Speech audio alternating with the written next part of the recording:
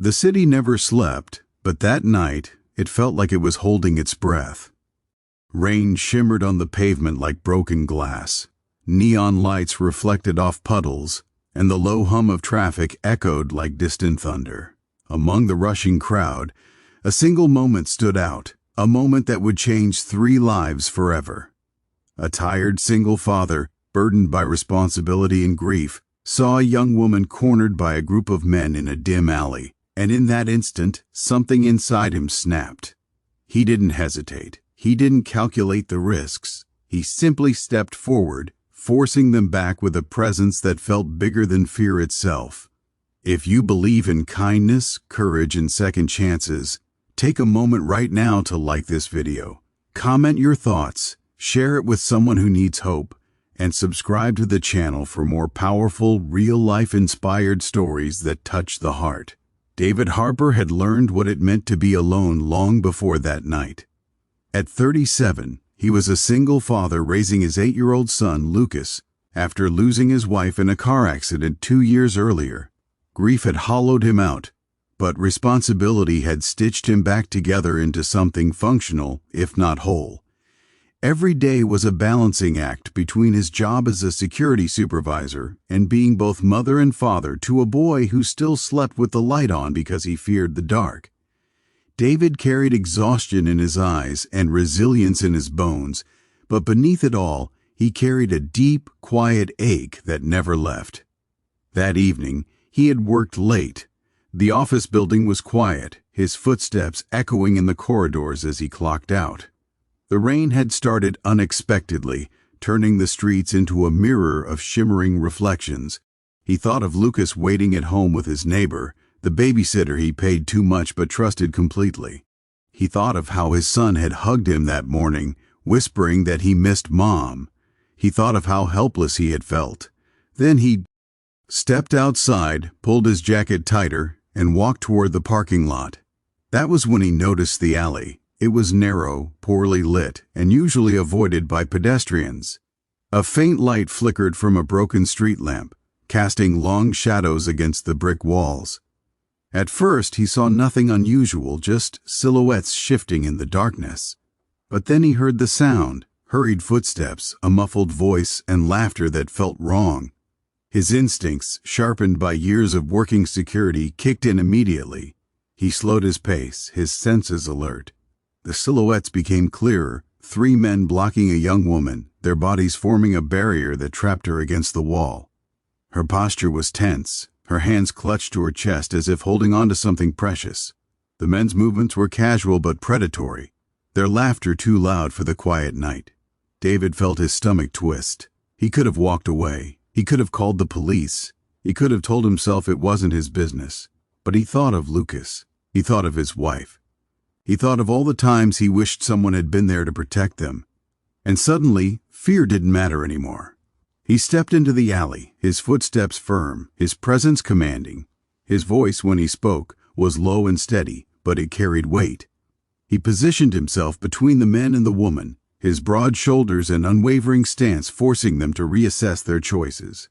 His eyes didn't waver, his posture didn't soften, and his tone left no room for argument. The men hesitated.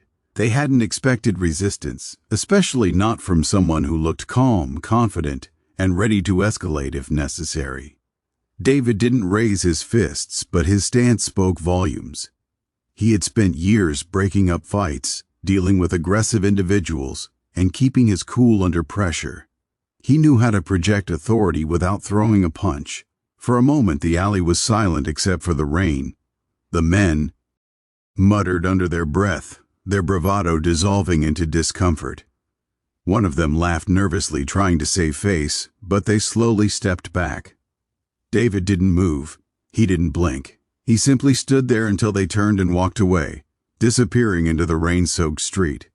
The young woman remained frozen, her breath shaky, her hands trembling.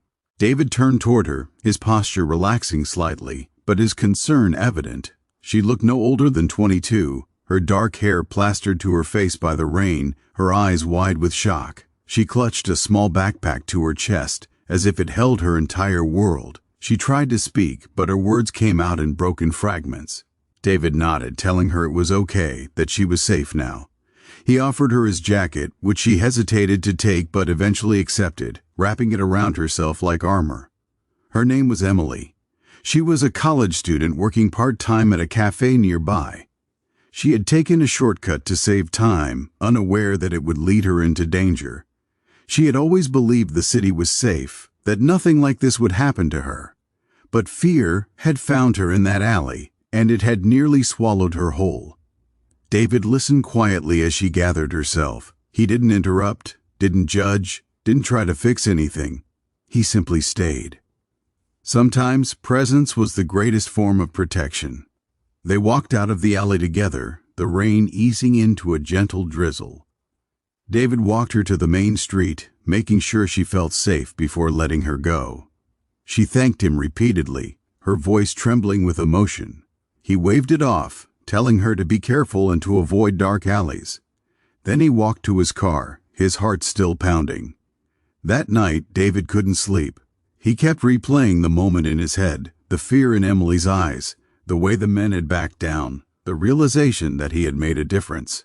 For the first time in years, he felt something other than grief and exhaustion. He felt purpose. The next morning, Lucas noticed the change. His father seemed lighter, more present. They ate breakfast together, and David told him about what had happened, carefully avoiding the details that might scare him. Lucas listened with wide eyes, then smiled proudly, telling his father he was a hero. David laughed, but the word stayed with him. Hero. He had never thought of himself that way. He was just a man trying to survive, trying to raise a child, trying to keep moving forward.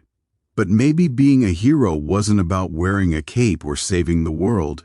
Maybe it was about stepping into the darkness when someone else was afraid. Days passed and life returned to its routine. But something inside David had shifted. He began volunteering for community safety programs, attending neighborhood meetings, and encouraging others to look out for one another. He started talking to Lucas about courage, kindness, and standing up for what was right. One evening, a week after the incident, David received a message from an unknown number. It was Emily. She had tracked him down through the building where he worked, hoping to thank him properly. She told him how that night had changed her, how she had enrolled in a self-defense class, how she now walked with more awareness, and how she felt grateful to be alive and safe. They met for coffee at the cafe where she worked. David felt awkward at first, unsure how to respond to her gratitude.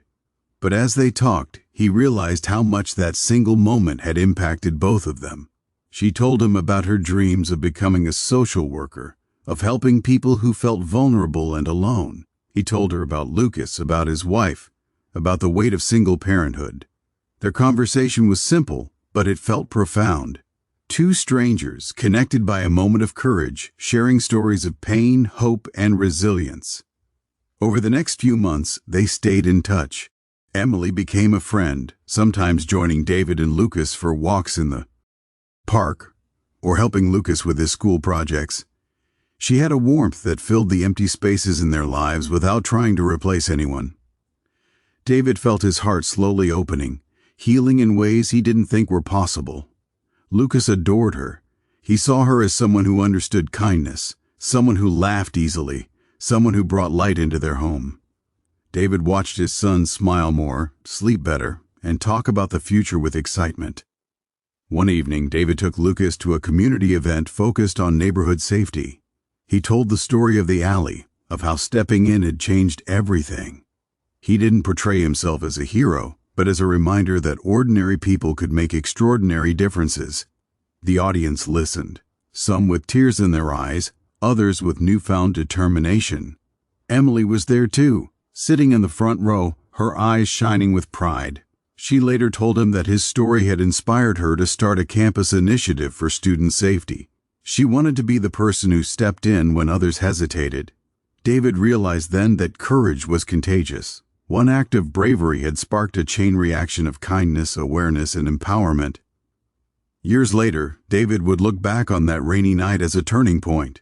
It was the night he stopped merely surviving and started living again. It was the night he taught his son what it meant to stand up for others. It was the night a frightened young woman found her voice and her strength. Life wasn't perfect. David still had hard days. Lucas still missed his mother. Emily still faced fears and challenges.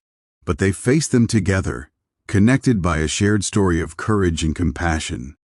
If this story touched your heart, if it reminded you of the power of one brave moment, please like, share, and subscribe to the channel. Your support helps spread stories that inspire hope and kindness across the world. And before this story ends, leave a comment below telling us about a moment when someone stood up for you, or when you stood up for someone else. Your story might inspire someone who needs courage today. As David stood on the same street where it all began, years later, he watched the city glow under the lights. The alley was still there, but it no longer felt like a place of fear. It felt like a reminder that darkness exists, but so does light. He held Lucas's hand, and Emily walked beside them, laughter echoing in the air. In that moment, David understood something deeply. Sometimes, life doesn't change because of grand plans or dramatic events. Sometimes, it changes because a tired single dad chose not to walk away. Sometimes, a single step forward can push fear back and open the door to healing, connection, and hope. And somewhere in the city, a young woman walked confidently down the street, knowing that courage could come from strangers, and that kindness could change everything.